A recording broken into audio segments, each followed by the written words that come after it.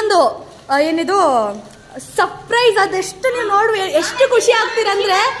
But ಏನ್ ಗೊತ್ತಾದ್ರದ್ದು, ಅದು ನಿಮಗೋಸ್ಕರದಿಂದ ಮಂತ್ರಾಲಯದಿಂದ ಬಂದಿದೆ. ಅದು ಮಂತ್ರಾಲಯದಿಂದ ಅದು ನಿಮಗೋಸ್ಕರ ಬಂದಿದೆ. ನಮ್ಮಮ್ಮ ಮಂತ್ರಾಲಯಕ್ಕೆ ಹೋಗಿದ್ರು, ಅಲ್ಲಿಂದ ತಗೊಂಡ್ಬಂದಿದ್ದಾರೆ ಮ್ಯಾಮ್ ನಿಮ್ಗೋಸ್ಕರ.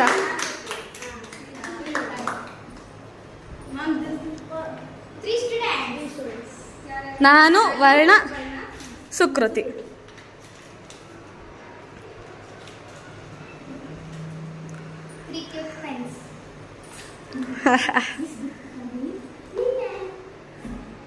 ಕುಸುಮ್ದ ಗಿಫ್ಟ್.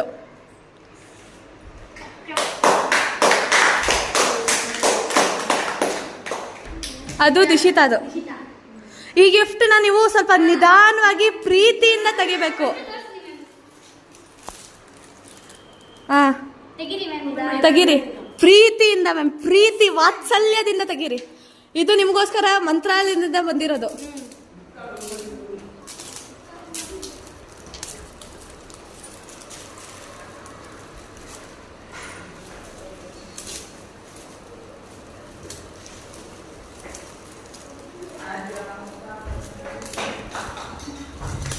ಹೆಂಗಿದೆ ಅಂತ ಹೇಳಿ ಮ್ಯಾಮ್. ಅದು ಚೆನ್ನಾಗಿರ್ಲಿಲ್ಲ ಅಂದ್ರೆ ಬೇಜಾರು ಪಟ್ಕೋಬೇಡ್ರಿ.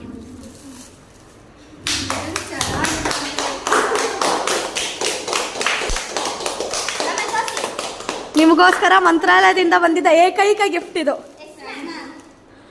ಅದು ಪ್ರೀತಿಯಿಂದ ಗುರುಗಳು ಕೊಟ್ಟಿದ್ದು. ಮಂತ್ರಾಲಯ